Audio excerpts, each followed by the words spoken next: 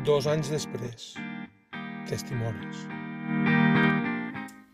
17 de maig del 2015 era el meu aniversari i tot va anar bé fins a la nit quan em van dir que el meu pare, tu, estava a l'hospital, que li havien de fer unes proves. Primer vaig pensar, dic, està fent una vaga de fam per la lluita del nostre país i segurament doncs, havien de ser unes analítiques de sang o el que fos, però al final vas quedar 2 o 3 mesos allà a l'hospital tancat a la força i bé, la veritat és que ho vaig passar fatal perquè no em deixaven veure't i et vaig veure igual en 3 mesos 2 cops i quan et veia era res, una horeta i estaves fatal, estaves amb medicines, estaves adormit, era bastant impactant per mi i bé, ho vaig passar fatal durant aquella època i després d'aquella època també, quan estaves a casa, estaves deprimit i bé, també, doncs ara estic molt contenta de que per fi les coses vagin bé. Veig que cada dia les coses van millorant i que ara estàs envoltat de gent molt millor que abans, gent que t'ajuda a ser feliç, que són la teva gent i que junts aconseguireu la independència de Catalunya.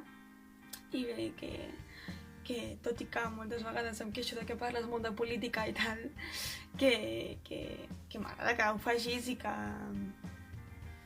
estic contenta i estic orgullosa de tu, que m'ha agradat molt fer el logo amb tu i bé, que molta sort i que t'estimo, Pau. Hola, què tal? Em dic Gerard Demi, suposo que molts em coneixeu personalment i d'altres heu sentit parlar de mi o d'altres em coneixereu. M'hagués agradat molt estar avui aquí perquè de fet les emocions afloren de recordar dies tan durs. Però bueno, la feina és la feina. Intentaré ser breu perquè surten molts records, surten moltes reflexions de tot el que van ser aquells dies. Jo vaig conèixer el David amb la famosa pregunta trampa. La primera entrevista la vaig tenir amb ell, recordo, just davant de l'Hospital de Sant Pau.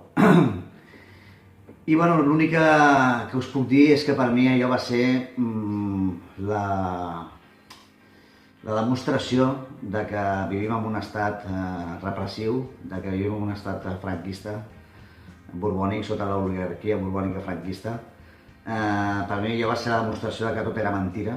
El dia 3 de maig, quan el David inicia la vaga de fam, diu que tots els 72 diputats són traïdors i de fet diu que no proclamaran la independència, cosa que al final s'ha complert.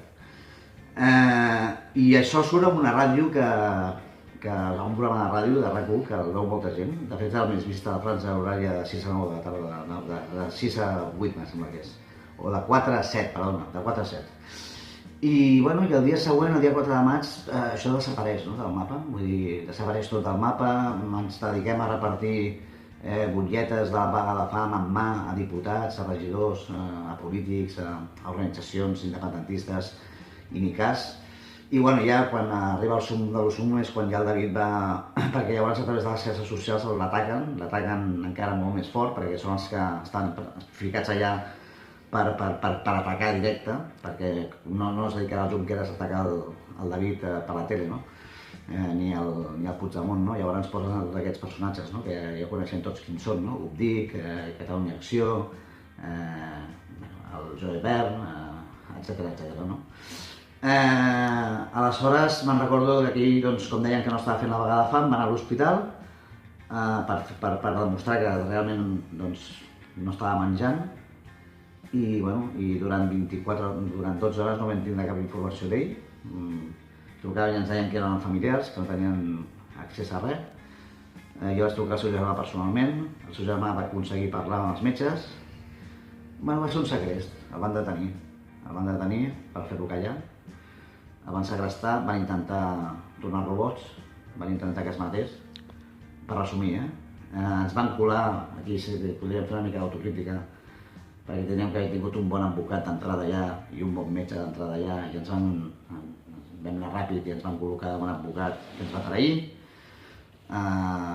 ens van col·locar un metge que ens tenia que defensar que ens va trair encara molt més i bueno, vaig veure la cara per fi, doncs, l'oligarquia borbònica franquista, feixista, que domina Espanya, amb el permís dels 40 lladres que manen a la resta del món.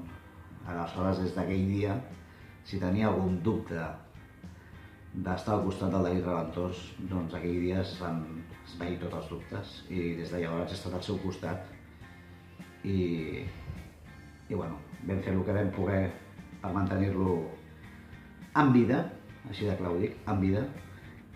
Eren molt pocs, la Dèlia i jo bàsicament, amb ajudes concretes de tant en tant d'alguna altra persona i el Lluís Botines també ens va ajudar molt.